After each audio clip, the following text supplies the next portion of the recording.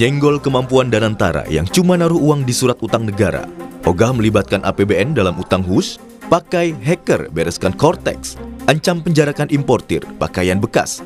Sejak dilantik 8 September lalu, Purbaya Yudi Sadewa hampir mengusik semua orang.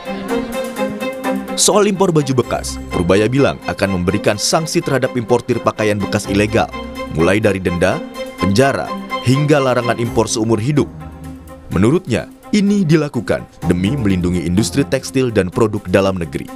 Nama-namanya saya udah punya sih, siapa yang tukang itu, yang biasanya tukang impor segala macam. Saya harapkan mereka mulai hentikan itu, karena ke depan kita akan tindak. Sekarang pun di lapangan kita periksa terus dari waktu ke waktu. Kalau ketangkap ya nggak bisa kayak dulu lagi kira-kira. Jadi kita, orang kan suka bingung, kalau itunya mati berarti nggak ada supply. Supply-nya barang-barang domestik harusnya nanti. Jadi nanti barangnya dimusnahkan, orangnya denda, dipenjara juga, dan akan di blacklist. Yang terlibat itu saya akan larang impor seumur hidup. Penolakan, siapa yang nolak saya tangkap duluan. Kalau yang pelaku thrifting yang nolak-nolak itu ya saya tangkap duluan, ya berarti kan dia pelakunya. Saat agenda media briefing di Kementerian Keuangan 24 Oktober lalu, Menteri Keuangan Purbaya bicara soal penyelesaian masalah pada sistem Cortex. Purbaya bilang akan merekrut hacker untuk memperkuat sistem inti administrasi perpajakan yang dikelola Direktorat Jenderal Pajak, termasuk untuk menutup potensi kebocoran data pada sistem pajak nasional. Dan kita juga udah panggil hacker kita yang jago-jago, orang Indonesia ya, bukan orang asing, yang jago-jago. Anda jangan ngira loh, orang Indonesia tuh hackernya jago-jago banget. Di dunia juga ditakutin rupanya. Saya panggil yang ranking dunia itu, yang jagoan. Kita bayar sih, bantuin saya, jadi sudah dites, sudah lumayan. Sementara itu, terkait kesepakatan pemerintah Indonesia dan Tiongkok untuk merestrukturisasi utang proyek kereta cepat Jakarta-Bandung hingga tenor 60 tahun, Purbaya Yudi Sadewa memastikan dirinya tidak akan terlibat dalam tim restrukturisasi utang kereta cepat Jakarta-Bandung alias WUSH. Bagus, saya nggak ikut kan? Top. Berarti nggak diajak ke Cina, Pak? Enggak lah. Kan katanya si Pak Doni dia mau ngajak pemerintah juga buat ke Cina. Paling menyaksikan. Kalau mereka udah putus kan udah bagus. Top. Nggak, saya sebisa mungkin nggak ikut, biar aja mereka selesaikan business to business. Jadi top. Purbaya juga pernah mengkritisi langkah BPI Danantara yang menempatkan sebagian dana yang didapatkan dari dividen BUMN ke instrumen obligasi pemerintah. Menurutnya, strategi itu kurang optimal dan tidak mencerminkan peran Danantara sebagai lembaga pengelola investasi nasional. Sudah saya sampaikan kenapa, karena kan Danantara terima dividen dari BUMN kan, hampir 90 triliun, 80 triliun, hampir 90 triliun lah. Itu cukup untuk nutup yang 2 triliun bayaran tahunan untuk kereta api cepat. Dan saya yakin uangnya juga setiap tahun akan lebih banyak di situ. Sekian puluh triliun akan lebih, dan sebagian katanya akan ditaruh di obligasi punya saya lagi, pemerintah lagi. Saya tadi sempat kritik, kalau Anda taruh obligasi segitu banyak di pemerintah, keahlian Anda apa? Dan yang terbaru, Menkyu Purbaya menjawab kritik Hasan Nasbi terkait gaya komunikasinya yang dinilai kerap menyentil pejabat lain. Purbaya bilang, gaya komunikasinya yang ceplas-ceplos justru mengembalikan kepercayaan publik terhadap pemerintah. Surveinya dilakukan oleh LPS. Ini indeks kepercayaan masyarakat ke pemerintah. Kalau jatuh seperti ini keadaan buruk. Kalau sana bagus. Ini kemarin waktu bulan September, Agustus September itu turun terus, Juli, Agustus September turun terus ke titik terendah sini. Inilah terjadi banyaknya demo. Tapi kita lakukan kebijakan yang mungkin untuk bagian kalangan agak drastis, agak ceplas-ceplos. Tapi ini berhasil mengembalikan sentimen masyarakat ke pemerintah. Justru ini levelnya sekarang udah level sama dengan ini. Jadi sudah stabil lagi. Jadi stabilitas pemerintahan amat baik di mata masyarakat, kecuali di mata orang itu ya. Sejak dilantik oleh Presiden Prabowo Subianto 8 September 2025, Menteri Keuangan Purbaya Yudi Sadewa memang kerap jadi sorotan, terutama soal pernyataannya. Imron Fadilah dan tim liputan Kompas TV.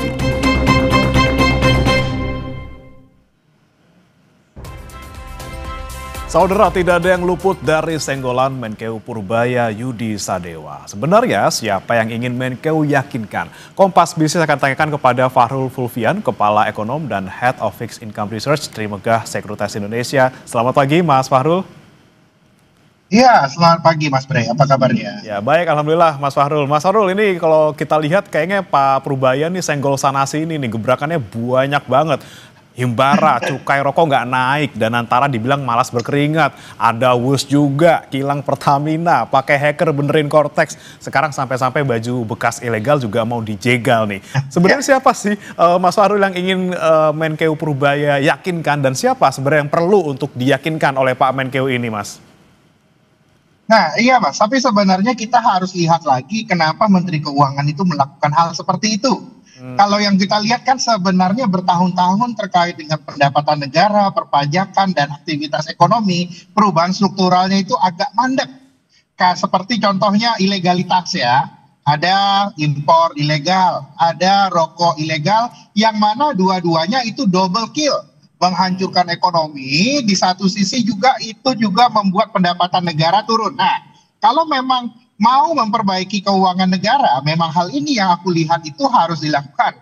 Dan kalau kita lihat apakah ini yang mungkin kontroversialnya ya, apakah memang harus metodenya itu dilakukan dengan approach yang lumayan high profile seperti ini, at some extent aku lihat butuh. Nah, aku lihat butuh, dan memang di sini seninya Pak, di sini hal yang dilakukan, banyak dilakukan oleh Pak Purbaya ini adalah pembenahan. Nah, terkait pembenahan itu memang ada pembenahan ini adalah terutama pembenahan itu struktural, seringkali memang itu mendatangkan keramaian karena memang banyak hal-hal yang tadinya dianggap biasa sekarang itu sedang dibenahi. Nah, ini yang sebenarnya saat ini itu memang ya ini hal yang baik, tapi mendatangkan kebingungan. Kebingungannya seperti apa? Hal yang penting untuk dikomunikasikan oleh Menteri Keuangan adalah apa saja target dari hal-hal yang dia lakukan.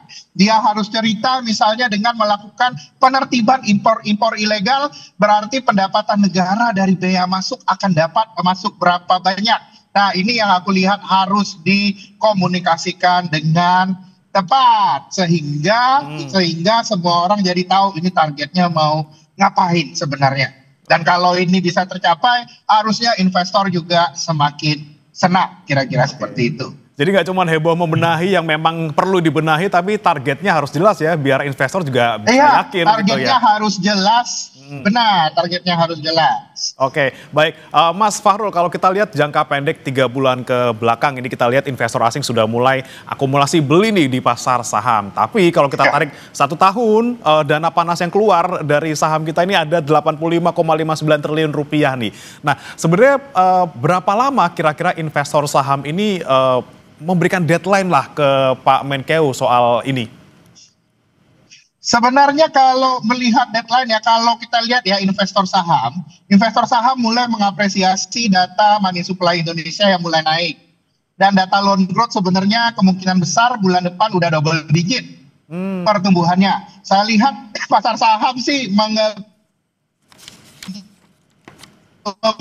memberikan deadline paling enggak ini udah di akhir tahun ini.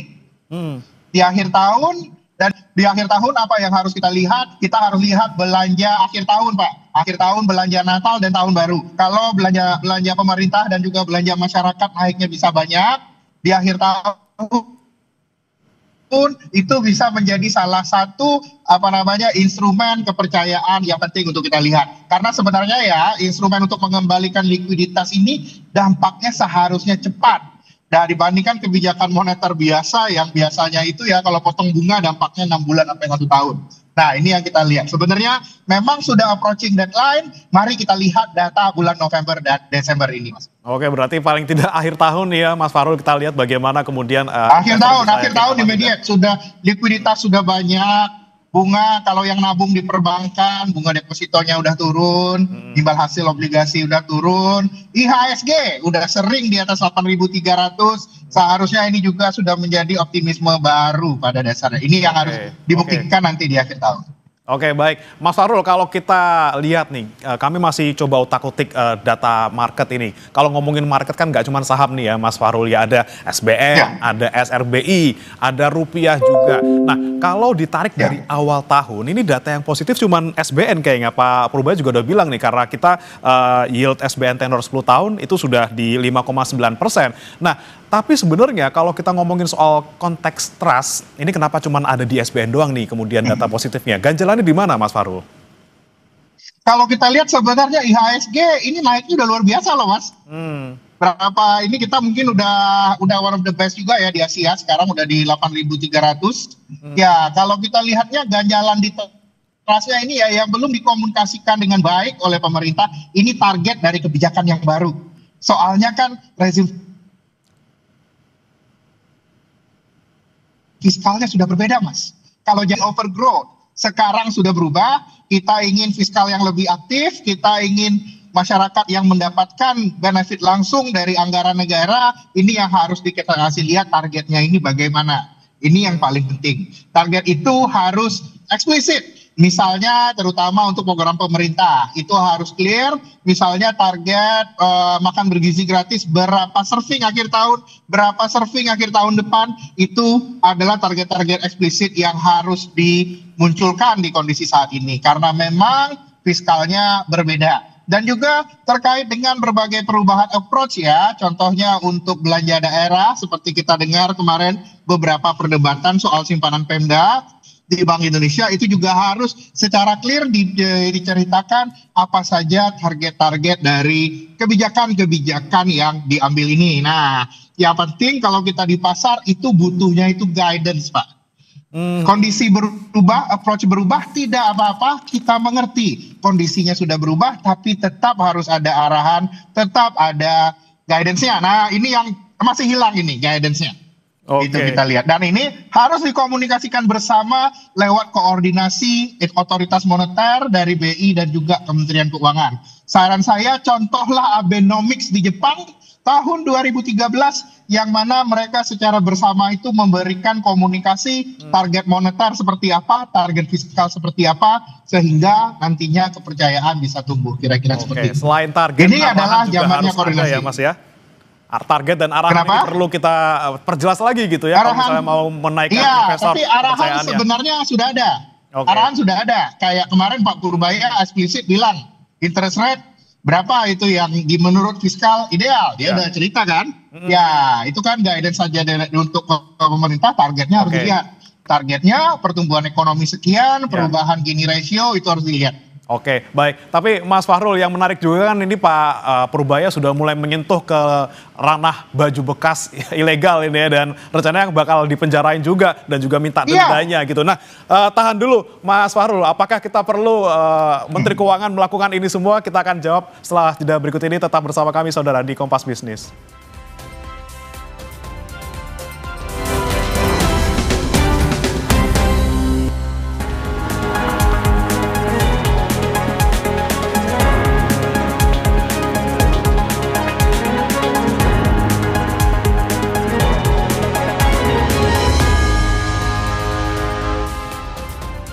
Anda masih di Kompas Bisnis bersama saya Bremana Atenaya, dan juga masih bergabung bersama kami Fahrul Fulvian, Kepala Ekonom dan juga Head of Fixed Income Research Trimegah Sekuritas Indonesia. Mas Fahrul, kita lanjutkan kembali. Mas Fahrul, tadi ngomongin soal Pak Purbaya yang mulai masuk juga nih ke ranah baju bekas dan juga soal bakal denda nih pelaku-pelakunya. Nah, ini sebenarnya perlu nggak sih seorang Purbaya melakukan hal ini, dan kalau market bagaimana membacanya? Apakah langsung bisa mempengaruhi kepercayaan mereka? Nah, ini sebenarnya pertanyaannya mirip kayak pertanyaan zaman dulu, Pak. Beberapa 10 tahun yang lalu. Emangnya Bank Indonesia itu harus ngurusin harga cabai? Kan itu dulu tuh ceritanya kan. Sedangkan kalau itu harusnya kan bagiannya Kementerian Pertanian. Tapi kenyataannya di kondisi yang semakin membutuhkan koordinasi, Bank Indonesia harus ngurusin harga cabai. Harus langsung turun ke lapangan mengurus inflasi. Dan begitu pula di kondisi seperti saat sekarang ini. Karena ada banyak hal, kita mau nggak mau harus ini yang harusnya di domain Kementerian Perdagangan, Kementerian Keuangan harus turun tangan. Karena pada saatnya ini adalah kita pada saat pemerintah mempunyai satu tujuan yang clear ya, bahwa peningkatan pendapatan negara dan meningkatkan compliance. Karena ujungnya kalau policy ini tidak dicapai dengan baik, ya ujungnya juga KPI-nya Kementerian Keuangan bisa tidak tercapai, Pak. Karena itu mau tidak mau di kondisi sekarang ini akan terjadi. Nah, ini yang disebutkan kerangka koordinasi antar lembaga itu semakin dibutuhkan.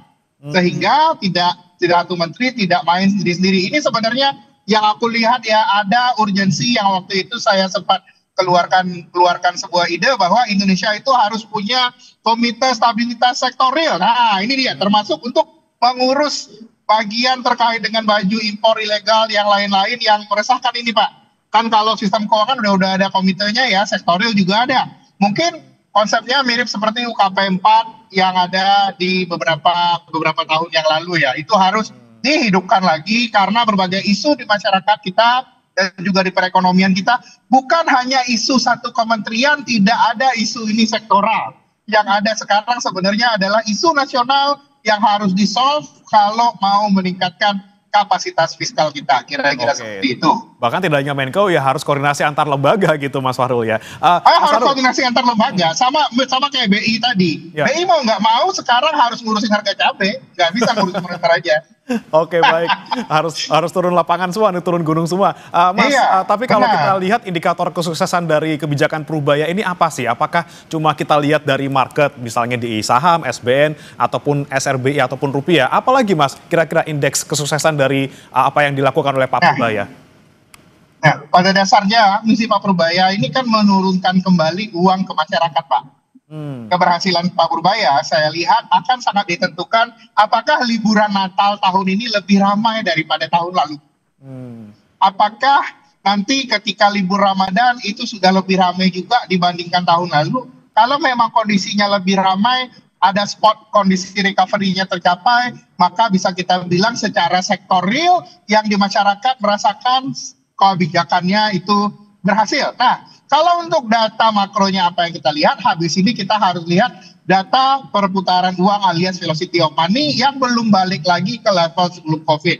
Ini yang saya lihat kalau velocity of money-nya balik ya, kita lihat data akhir tahun ini bisa kita bilang bahwa kebijakannya bisa kita katakan berhasil. Kita sama-sama tunggu kira-kira gitu. Oke, yang paling kelihatan nanti kita lihat di akhir tahun dan juga tahun baru Natal ini ya Mas ya, bagaimana kemudian masyarakat bisa membelanjakan uangnya dan daya beli mereka juga naik. Terima kasih Mas Fahrul Fulvian, Kepala Ekonom dan juga Head of Fixed Income Research Trimegah Sekuritas Indonesia sudah bergabung bersama kami di Kompas Bisnis. Selamat pagi Mas Fahrul. Ya, sama-sama. Makasih Kompas.